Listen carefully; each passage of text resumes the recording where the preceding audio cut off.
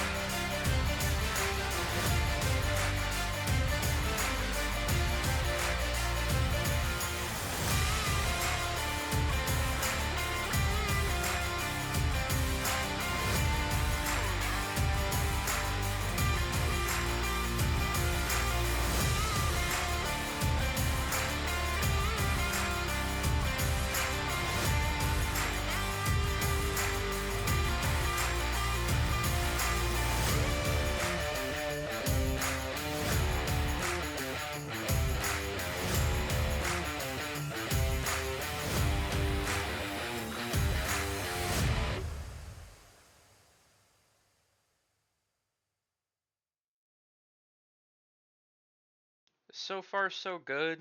We're looking okay through game one at the moment. My Rhino's doing a pretty decent job. We do have an open, which was a tough one, but we're back on here. We got another strike here too, so we're doubled up.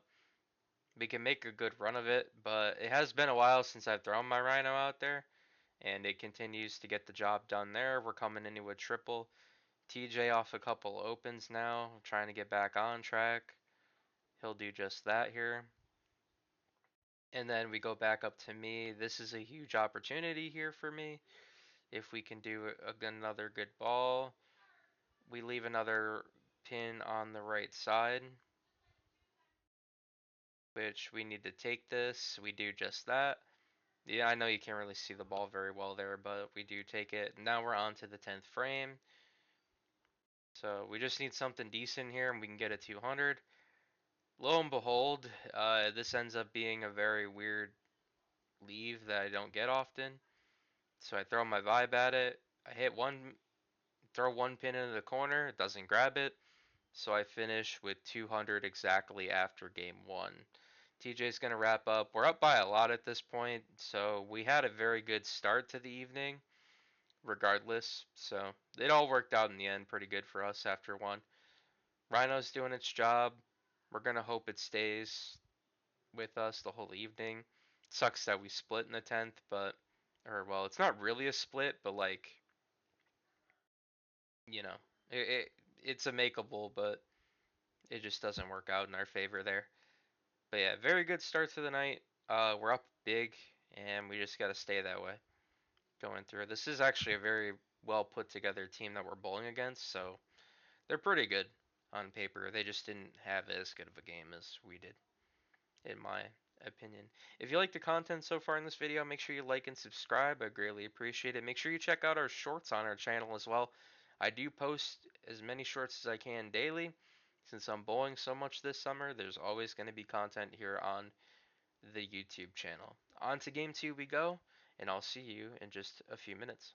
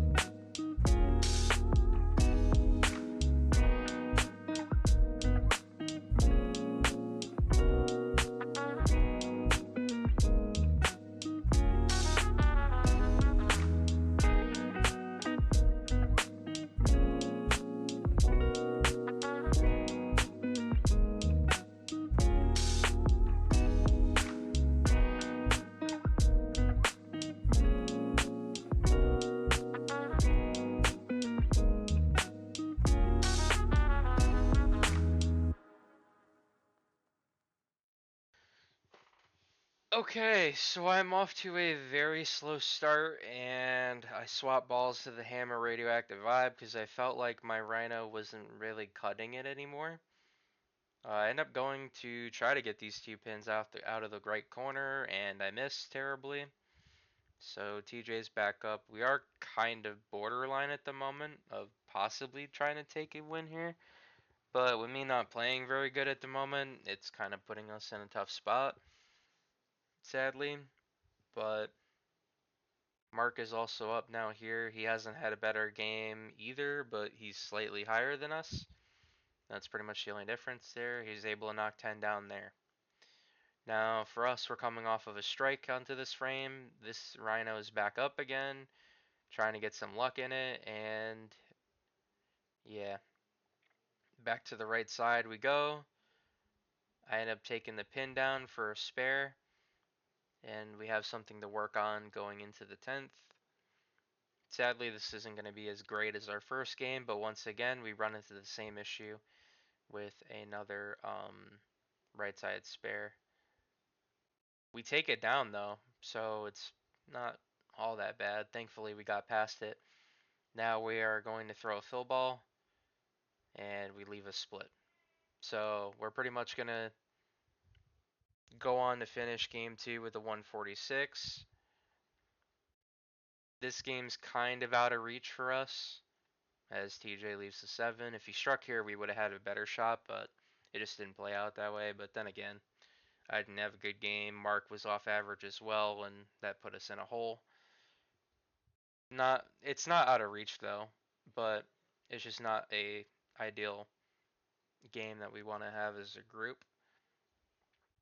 But since we won by a large deficit in game 1, we still have some pins to work with going into game 3, and all we have to do is just transition back to where we were in game 1 and try to copy a good game again. So that's pretty much all I have to say. I think in this portion you may see me go radio to Rhino quite a bit in this third game, but toward the end of it, I think there will be another ball in there too. So I think I was just trying different things in game 3, but we'll see what happens. But don't be surprised if you see the balls kind of change quite a bit in game 3. I'm going to give you that early warning. Anyhow, TJ is going to walk off the lane with a 238 in game 2, so he had another high game. Not enough for us to get past this one, but we're on to game 3.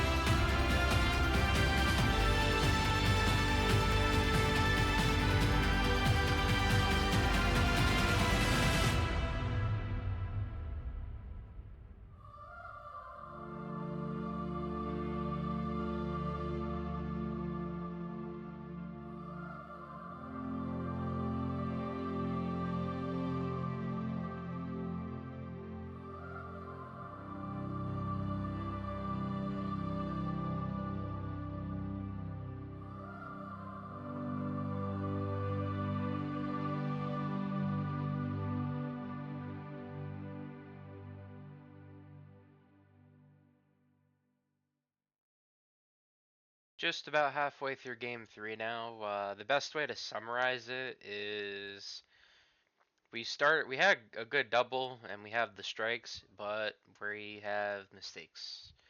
That's the best way to describe this.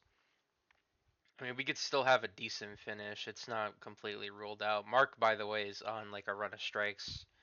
It it happened out of nowhere basically, but yeah, honestly, yeah, once again here you're seeing splits that I don't want at all, but we end up taking the one. I haven't really figured that out with my white dot yet to get that split, but it's a work in progress. Mark is striking again. His strike run continues. He just was covering pretty much anything I left, which was helpful. We leave a 7 pin here, but it could still be. We could still have a somewhat mid game by the end of this, though, with the spare there. Mark is back up now. This is a spare completion, but I figured since it was a unique spare completion that I'd include it anyway in the video. We are back up again. I thought I swapped to the Beast here, but I actually stand corrected. Because I thought this game was the game I went from Rhino to Hammer and then finish up with the Beast. I left another pin there going into the 10th, sadly. So we were just grabbing whatever we could.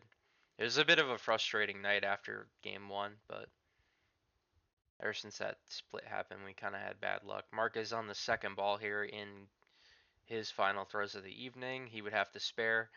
And Mark goes on to finish with a 245 in game 3, which is his highest game of the season. As for me, I just have a 5 pin here. At this point, I threw the Beast, my Columbia 300 Beast. It wasn't something I was thinking about doing, but it's just worth giving it a shot. And in this case, it's a 9 spare so far. Last ball goes up. Not really expecting much, and we end up striking for 157.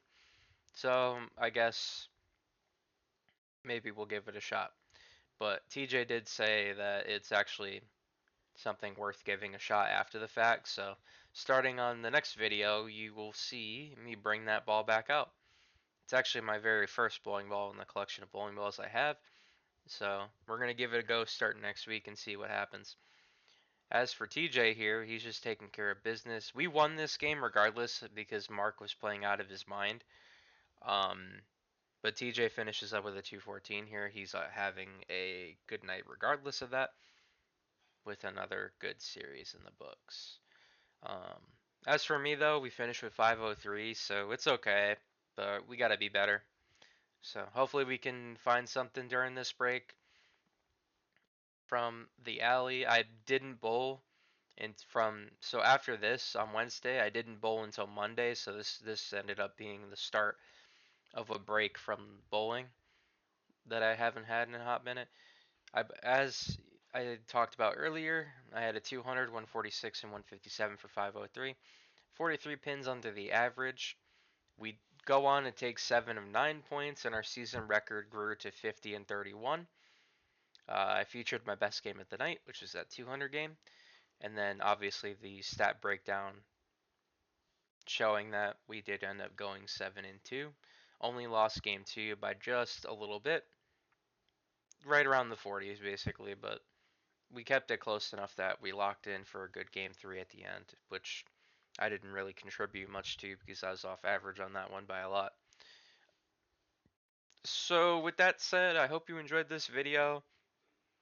The next video will be Monday Night Trios, which will come out on Sunday.